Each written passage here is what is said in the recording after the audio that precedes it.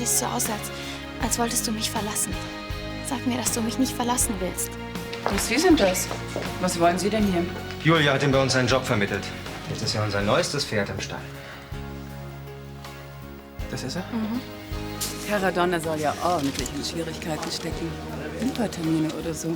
Oh, in 2 Minuten sind wir draußen.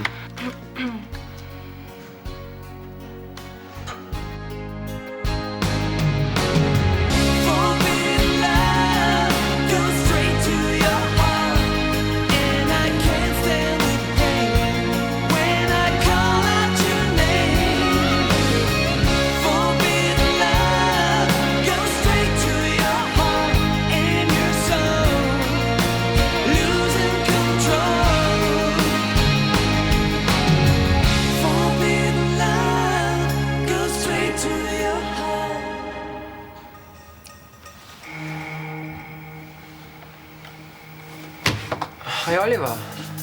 Alles klar soweit? Was macht denn ihr hier? Das heißt, was macht ihr an dem Computer? Wir wollten nur... Anna braucht bloß ein altes Geschichtsreferat. Und sie hat's original verschlammt, aber jetzt damals auf der Kiste hier geschrieben. Ah ja. Und das ist ein Grund, mitten in der Nacht in mein Büro einzubrechen? Morgen früh ist Prüfung, Oliver. Ohne das Referat bin ich aufgeschmissen. Mensch, wir wollten bloß gucken, ob die Datei noch gespeichert ist. Ja, und einen Ausdruck machen. Fragen ist ein Fremdwort für euch, ja? Wie seid ihr hier überhaupt reingekommen? Na, durch die Tür. Du glaubst, wir haben uns ein Loch durch die Decke gebohrt. Meine Mutter hat einen Ersatzschlüssel. Ich verstehe sowieso nicht, was der Aufstand soll. Früher hat keiner was gesagt, wenn Anna am Computer war. Es ist mir scheißegal, was früher. Verstehst du? Das ist jetzt mein Büro und mein Computer. Und hier hab nur ich was zu suchen. Kapiert? Hey, kein Grund auszuflippen. Ich verstehe sowieso nicht, was du dich so aufspielst. Es reicht, du arroganter Loser. Pass auf, mein Freund. Ich atme einmal tief ein, da habe ich dich quer vor der Lunge. Verstehst du das? Raus mit dir. Raus mit dir. Raus. Raus, du auch. Raus. Tür zu!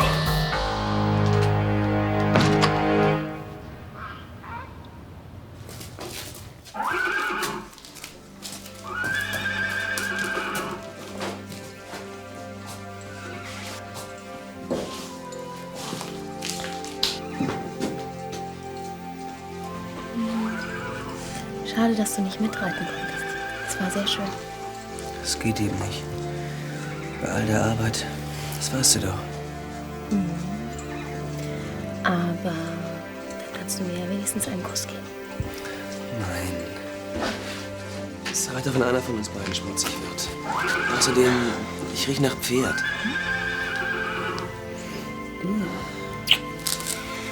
Wenn du wüsstest, wie mich das anmacht. Auch bitte gib mir einen Kuss, bitte. Ich habe keine Zeit. Wenn ich nicht bald die Pferde füttere, bekomme ich Ärger mit deinem Vater. Dann muss ich die Box reparieren und den Stall ausmessen. Aber der Mist hat Zeit. Und ich nicht. Außerdem kannst du froh sein, dass ich nicht noch mehr von dir will. Julia, wenn uns jemand sieht. Hier ist doch niemand. Aber Karl könnte jeden Moment reinkommen. Nein, Karl ist im Geräteschuppen. Trotzdem, ich habe keine Zeit. Sag mal, was ist eigentlich los mit dir? Bist du sauer wegen gestern Abend? Weil ich mit Gero auf der Modenschau war? Unsinn. Das hat damit überhaupt nichts zu tun. Ich musste dahin. Es war Barbaras großer Tag. Es ging nicht anders. Vergiss es. Aber zwischen Gero und mir ist es aus. Glaub mir. Und ich weiß auch, dass das für dich in letzter Zeit alles gar nicht so einfach ist. Aber ich verspreche dir, ich werde, sobald es geht, mit ihm reden, okay? Ich liebe dich doch.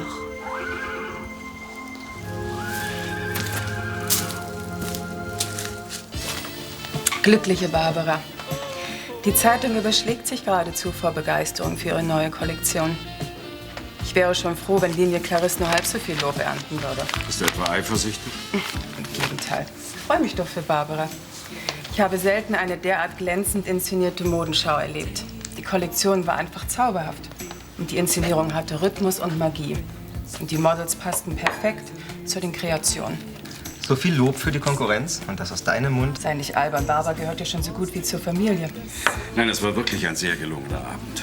Na, und dieses Brautkleid. Ein Traum, nicht? Ich kann es kaum erwarten, Julia darin zu sehen. Oh, ich gehe schon ran. Henning von Anstetten. Was ist denn jetzt schon wieder, Herr Spieß? Und deswegen rufen Sie hier an? Nein, das ist Ihre Aufgabe. Dafür werden Sie schließlich bezahlt. Tja, das ist unmöglich. Ich komme heute auf keinen Fall. Ich habe dringende Termine in der Agentur. Das ist Ihr Problem. Wenn Sie nicht in der Lage sind... Nein, ich rufe Sie an. Guten Tag. Was gibt's denn? Ärger in der Fabrik? Spieß ist ein Volltrottel. Wegen jeder lächerlichen Kleinigkeit belästigt er mich. Er ist einer unserer besten Leute. Du solltest ihm mit etwas mehr Respekt begegnen. Ich wollte ihm nur klar machen, dass ich keine Zeit habe, mich um Banalitäten zu kümmern. Avatex ist kein Nebenjob. Die Textilfabrik erfordert volle Konzentration. Wenn dich die Werbeagentur so sehr überfordert Vater, ich habe alles unter Kontrolle. Ich rufe Herrn Spieß noch heute an und kläre die Angelegenheit. Zufrieden? Darum geht's doch überhaupt nicht.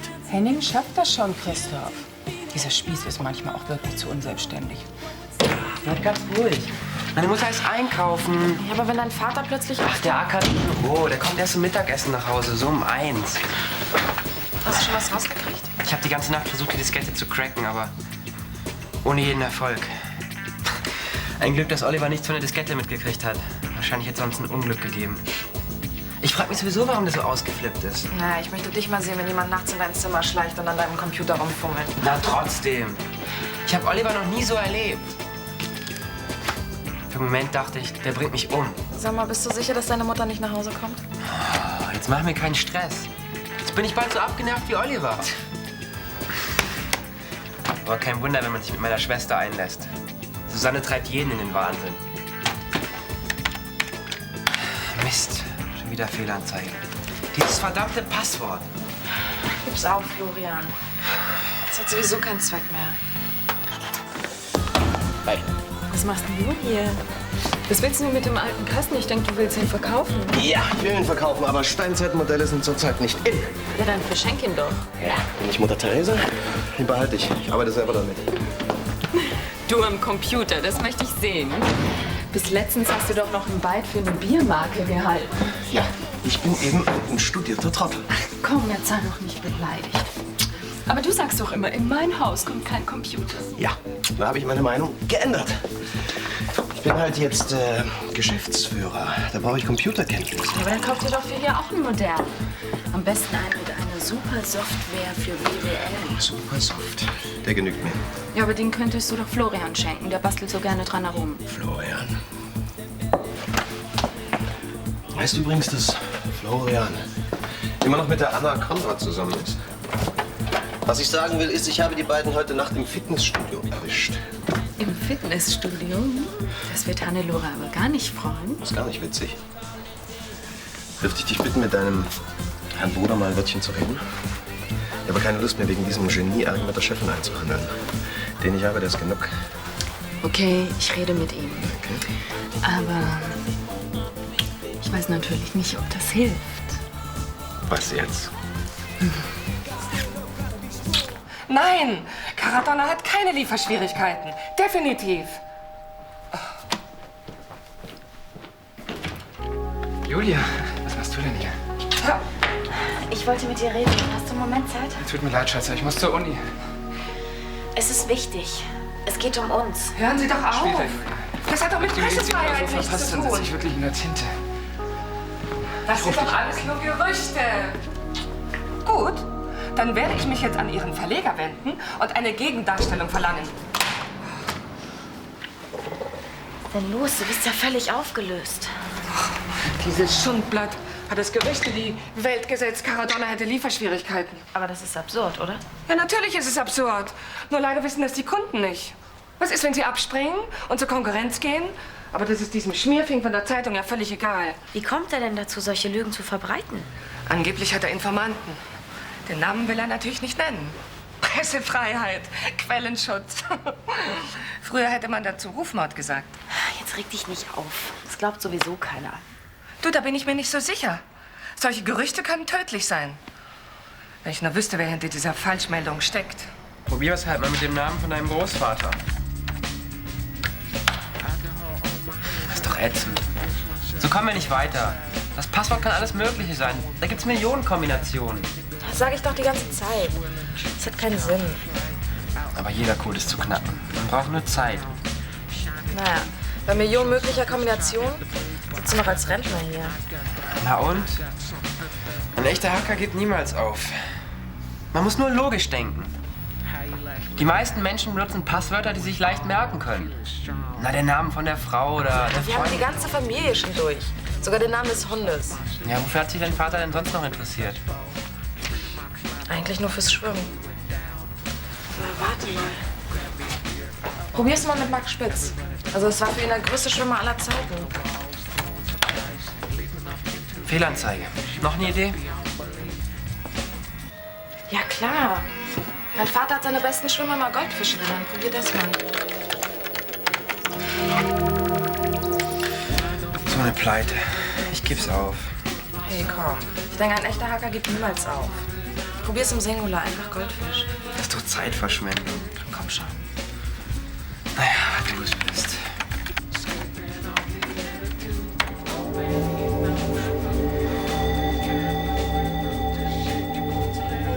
Mensch, was ist es? Ich hab's geschafft, wir haben's echt geschafft. Ja. Sei still, komm. Mensch, wir sind ganz allein. Komm. Lass mal schauen, was wir da gecrackt haben. Herr Spieß, ich bin beschäftigt. Ich muss Sie sprechen, Herr von Anstetten. Sofort. Ich habe Ihnen gesagt, dass ich Sie anrufen werde. Ich weiß, was Sie gesagt haben, aber ich kann nicht bis zum St. Nimmerleinstag auf Ihren Anruf warten. Die Angelegenheit muss jetzt geklärt werden. Das haben Sie nicht zu entscheiden. Und außerdem sehen Sie ja wohl, dass im Moment die Erbeagentur meine volle Aufmerksamkeit beansprucht. Also wenn Sie jetzt bitte... Ich gehe nicht, bevor Sie mich nicht angehört und eine Entscheidung getroffen haben. Herr Spieß, ich glaube, Sie vergreifen sich im Ton. Und Sie gefährden die Existenz der Firma. Die Verträge für Linie Clarisse sind unmöglich einzuhalten. Die Fristen sind zu knapp. Der Betriebsrat ist nicht bereit, noch mehr Überstunden hinzunehmen. Alte Kunden können nicht pünktlich beliefert werden, weil alle Kapazitäten erschöpft sind. Jetzt reicht's, Herr Spieß. Ich entscheide hier, wann ich mich mit welchem Problem befasse. Und jetzt verschwinden Sie aus meinem Büro oder ich lasse Sie rauswerfen. So können Sie nicht mit mir umspringen. Nicht mit mir. Die Sache hat ein Nachspiel. Verlassen Sie sich darauf.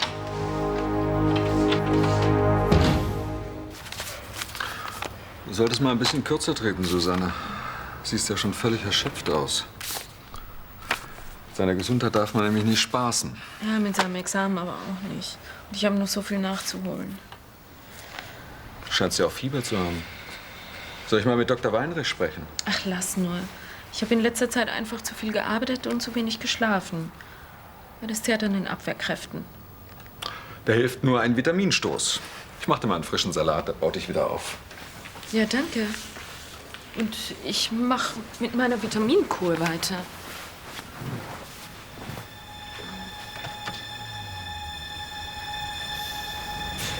Hast du das Fläschchen mit den Vitamintabletten gesehen? Ach, das hat Oliver weggeworfen. Ich glaube, das Verfallsdatum war überschritten oder so. Ein frischer Salat ist sowieso viel besser als dieses verdammte Chemiezeug. Ja, aber Oliver hat sich doch sonst nicht um solche Sachen gekümmert. Außerdem auf dem Fläschchen war überhaupt kein Etikett. Woher soll er also wissen, dass das Verfallsdatum überschritten war? Ach komm, jetzt vergiss mal die Tabletten. Du bekommst gleich sowieso was viel Besseres und viel Gesünderes. Einen knackfrischen Salat aus biologischem Anbau. Mit Dressing à la Klaus Kopp. Alles Schwimmer aus dem Studio. Sogar Petra ist drauf. Aber ich verstehe einfach nicht, was dieses Tali zu bedeuten hat. Na, Tali könnte doch für Talent stehen. Nein, Talent gibt es kein I. Das könnte eine Abkürzung für eine bestimmte Trainingsmethode sein. Ja, oder eine Spezialdiät. Vielleicht ist damit auch ein Schwimmverband gemeint. Gibt's was wie eine Taucher- und Anglerliga? Nee, aber eine Trottel- und Armleuchterliga. Es könnte aber auch ein Wettkampf sein. Und die Zahl hinter dem Namen steht für den Platz in der Rangliste. Aber was hat dann das OP zu bedeuten? Etwa operiert? Vielleicht hat sich Oliver Schwimm heute einpflanzen lassen. Du spinnst. Das heißt bestimmt optimal. Ja klar, OP steht für optimale Leistungskurve oder so. Ja, mit oder so kommen wir aber nicht weiter. Es bringt uns rein gar nichts. Ich denke, wir werden schon einen der Schwimmer fragen müssen. Ich weiß nicht. Florian, warum lassen wir das Ganze nicht einfach bleiben? Es gibt bestimmt für alles eine ganz harmlose Erklärung. Und was ist, wenn nicht?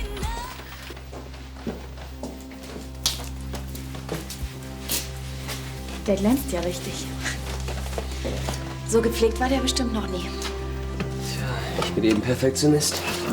Sagt mein Vater auch. Sogar Karl hat dich gelobt.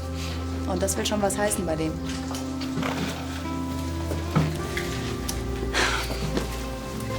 Ich habe versucht, mit Gero zu reden. Aber er hatte keine Zeit. Zu viel Stress in der Uni. Ich hole das noch nach, ja? Und ich sag ihm, dass es aus ist. Und dass ich nur dich liebe. Du brauchst nicht eifersüchtig zu sein. Ach, ich bin nicht eifersüchtig. Ja, dann lass uns doch heute Abend was machen. Tanzen gehen, in die Stadt fahren. Tut mir leid, aber ich bin einfach wie erschossen. Wenn du den ganzen Tag die Mistgabel schwingen würdest, dann hättest du abends auch keinen Bock mehr wegzugehen. Wir müssen ja auch nichts Großes machen.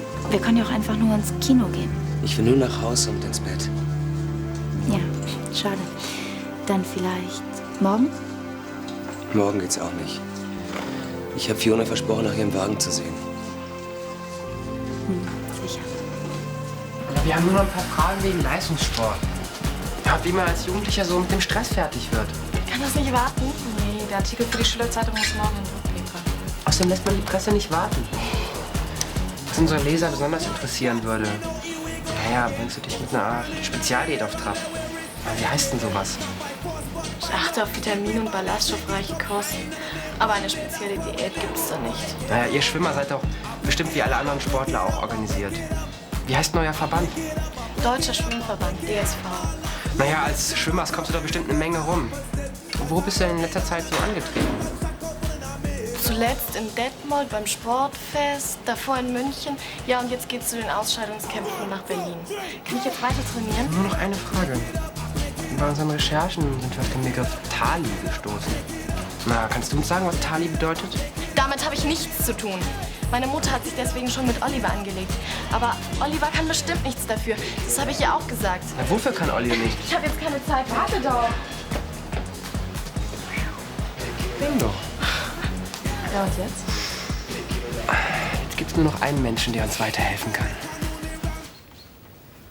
Tut mir leid, dass ich dich stören muss, Christoph. Aber Herr Spieß behauptet, es sei wichtig. Was gibt's denn so Wichtiges, Herr Spieß?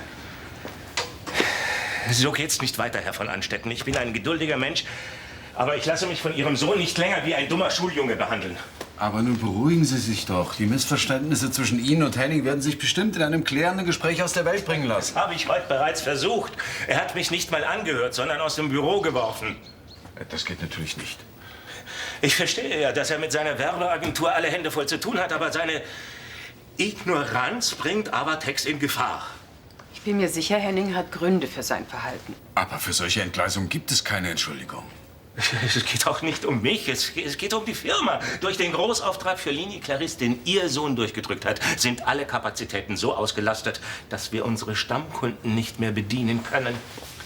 Ein Grund mehr, Henning anzuhören. Er leitet schließlich Avatex. Dann wäre es nur fair, dass er sich rechtfertigen kann. Du hast recht. Er bekommt seine Chance. Und zwar gleich. Nimm die Nase aus meinem Kräutertee. Bist ja nur gekommen, um mich zu nerven. Eigentlich wollte ich nur kurz was fragen. Weißt du was von einem Streit zwischen Oliver und Petra Schusters Eltern? Das geht dich gar nichts an. Was soll die Frage überhaupt? Na, der Ausdruck hier. Den habe ich aus dem Bürocomputer im Fitnessstudio. Scheint sich um ein Trainingsprogramm für die Schwimmer zu handeln. Komisch ist nur, dass die Datei verschlüsselt war. Und hinter jedem Namen steht eine Zahl und das Wort Tali. Auch hinter Petra Schusters Namen. Wie kommst du an einen Ausdruck einer verschlüsselten Datei aus dem Bürocomputer? Den hat Anna mir gegeben. Na, weißt du was davon? Hat Oliver vielleicht was Illegales getan? Quatsch, red doch keinen Unsinn. Außerdem, du hast überhaupt nicht das Recht, in Olivers Sachen herumzuschnüffeln. Schon her. Na, von wegen. Das ist ein Beweismittel. Was spinnst du? Weißt du eigentlich, was passieren kann, wenn du solche Gerüchte in die Welt setzt? Sieht das etwa aus wie ein Gerücht? Ich kann dir nur raten, diesen Unsinn für dich zu behalten. Jetzt will ich nichts mehr davon hören. Was machst du denn hier? Ich hab dir doch gesagt, dass ich zu müde bin, um heute Abend auszugehen. Ja, aber ich hab's nicht mehr ausgehalten. Ich muss mit dir reden. Du musst mir sagen, was los ist. Warum bist du so abweisend und so kühl? Du hast recht. Du musst die Wahrheit erfahren. Julia, du und ich, wir beide, wir sind... Ich weiß nicht, wie ich sagen soll. Verdammt, du kannst nicht. Peter, bitte. Bitte, bitte, du musst mir sagen, was los ist. Du musst mir die Wahrheit sagen. Bin ich dir zu nah? Oder fühlst du dich bedrängt? Irgendwas, ich lass dir wirklich alle Zeit dieser Welt. Aber du musst es mir bitte sagen. Ich finde, wir sollten einfach nur Freunde sein. Wir passen einfach nicht zusammen. Das meinst du doch nicht wirklich. Ich habe lange darüber nachgedacht. Und der Entschluss, der ist wirklich nicht leicht gefallen, aber es ist der einzig Richtige. Ich weiß, wie sehr ich dir wehtue, aber... Julia, warte!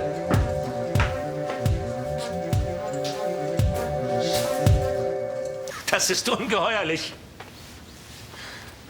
Wenn jemand die Firma schädigt, dann Sie. Ich bin jeden Tag in der Fabrik. Ich kenne die Kapazitäten. Ich weiß, was der Belegschaft zuzumuten ist. Haben Sie denn überhaupt schon mal mit Arbeitern gesprochen? Ich habe es nicht nötig, meine Entscheidung von jeder kleinen Hilfsnäherin absegnen zu lassen. Genau diese Arroganz ist es, Herr von Anstetten, die Avatex in den Ruin treiben wird. Ich verbitte mir Ihren Ton. Wenn es um das Wohl von Avatex geht, bleibt mir keine andere Wahl. Ich habe nichts gegen Sie persönlich, aber was Sie verlangen, gefährdet den sozialen Frieden in der Firma. Ich verlange lediglich, dass der Auftrag für Linie Clarisse termingerecht ausgeführt wird. Wenn Sie auch nur ein Quäntchen betriebswirtschaftlichen Sachverstand hätten, wüssten Sie, dass es unmöglich zu schaffen ist. Die Belegschaft... Ach, kommen Sie mir doch nicht mit der Belegschaft. Wenn die Leute zu faul sind, Sonderschichten zu fahren, dann gehören sie gefeuert. Meine Firma ist schließlich kein Freizeitpark. Das ist eine Beleidigung aller... Das ist eine Tatsache. Mit flexibler Arbeitszeitgestaltung und etwas guten Willen lässt sich jeder Auftrag bewältigen. Sie wollen es einfach nicht verstehen. Gut. Es tut mir leid, Herr von Anstetten, aber unter den gegebenen Umständen bin ich nicht länger bereit, mit Ihrem Sohn zusammenzuarbeiten. Was soll das heißen? Einer von uns muss die Firma verlassen. Entweder ich oder Ihr Sohn. Danke, dass Sie so schnell hergekommen sind, Herr Doktor. Nehmen Sie Platz. Ich hatte ohnehin in der Gegend zu tun. Was fehlt Ihnen denn? Ich fühle mich in letzter Zeit so schlapp, richtig ausgelaugt. Ich könnte nur noch schlafen. Zuerst habe ich gedacht, das hängt vielleicht mit der Arbeit zusammen, aber... Das kriegen wir schon wieder hin. Ja, wahrscheinlich muss ich noch mal richtig ausspannen. Das Studium ist anstrengend genug und dann noch die Arbeit im Fitnessstudio. Übrigens, ich habe Petra Schuster schon länger nicht gesehen. Geht's ihr besser? Dann machen Sie doch mal A. Ah. Die Zunge ist nicht belegt. Gut. Meinen Sie, sie hat wirklich Anabolika im Studio gekriegt? Sie werden verstehen, dass ich zu Fräulein Schuster nichts sagen kann. Die ärztliche Schweigepflicht. Aber es ist allgemein bekannt, dass anabole Steroide in der Szene weit verbreitet sind. Ich fürchte, das Studio ist da keine Ausnahme. Und wie erkennt man einen Anabolika-Missbrauch? Es gibt typische physische Symptome wie Leberschäden, Akne, Veränderung der sekundären Geschlechtsorgane. Es gibt aber auch psychische Nebenwirkungen wie allgemeine Labilität oder unkontrollierte Wutausbrüche. Sie meinen, wenn ein völlig ausgeglichener Mensch wegen jeder Kleinigkeit plötzlich in die Luft geht, dass man das auf Anabolika-Missbrauch zurückführen kann? Das ist zumindest ein Indiz. Es kommt immer auf den Einzelfall an. Ist Ihnen der Begriff Tali bekannt? Wie kommen Sie denn darauf? Hat das was mit Anabolika zu tun? Ja, es gibt anabole Steroide, die unter der Kürzel Tali zusammengefasst werden. Das bekannteste ist das Medikament Talidoran. Es wird von Sportlern häufig als Dopingmittel missbraucht. Warum fragen Sie das? Nur so ein Gedanke, nichts weiter.